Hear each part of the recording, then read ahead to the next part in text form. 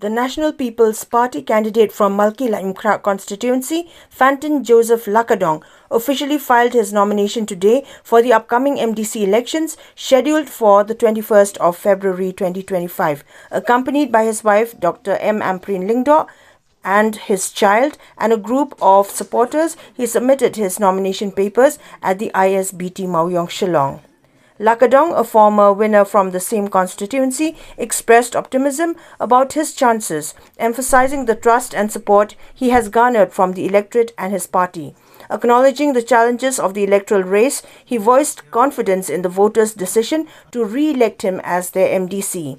Previously associated with the Indian National Congress, Lakadong's transition to the NPP has not diminished his popularity, as evident from the large crowd present during his nomination filing. His campaign is marked by a significant grassroots backing, indicating strong public support.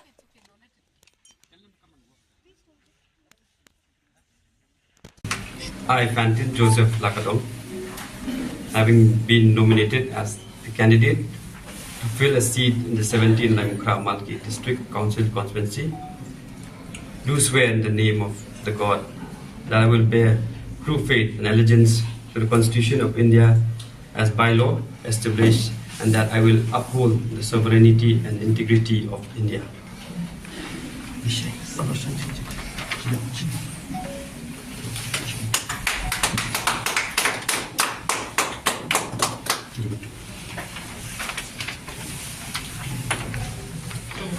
Ngalong confident, tambang ngamlong overconfident. Nga soba kakamla mengalale adi mikilak penjob yang amen ajakat kendai nga sungu nga tansyong nga tray sibun kikam namta konstituensi ta wi bagaj penriu takadang sulong syania ladi man nga syania ru hakinong kesan di dungi tiba la penjob men hakani bat minta ru kinya penjob yang sa isi kijing pendep habai pen bakaan ni labun pi saya don hang tei play kibil skiba laklaan kilabun mai kalan abi dei kita abi dei ka lineage be dei ba kino bun ba kibil ki pangilaya trailang ba state government trailang bat lat ke jelang tungi te habi dei ba kaban sawan pat di sisang ong ada job swa sabatai dan dei ngan ong ba kai ka mga trang mga kalong ba nakwa ba kintin khasi jungi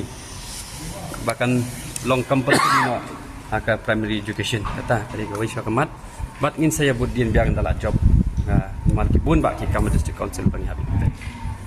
Additionally, independent candidates including Dr. Osapi Smithson Jirwa from the Maurangkaneng constituency also filed their nominations today, setting the stage for a competitive MDC election on the 21st of February 2025. I, Dr. Osapi Smithson Jirwa, having nominated as a candidate to fill a seat in Khasi Autonomous District Council,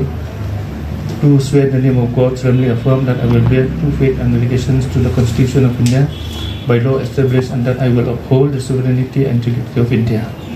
Kata ka jeng songsit jeng gibril supra ne sakti ne sakabom ne kat sabagi songsit ngim la mantip ya kata ka jeng songsit jeng patba kasya jeng songsit jeng patba nging ngi la ka jong kanong rem ka bangi ngla sakri gi patba ka kam ngla tre namta jong kia konstituensi ngin e jala ki konstituensi ngin e jala gibril je bakasan ngin pan ngin pan kisan halor kanong rem ka bangi ngiyang nang amta man sakri ya hidup besok kirangli ki bangi ya ye jajan ngi keduk nak sini suwesi bangi nyara di kantong jong pito hiki snong kitau bang e in khap ye choi la ka jong snong thau ye ka jong ka ri la ka jong ka biang ka sem kata hi kolong ba ni ngu yang lo ni ba ye ni kong sai ni ki bahajan tang la ki telong jong ka chat ngre jong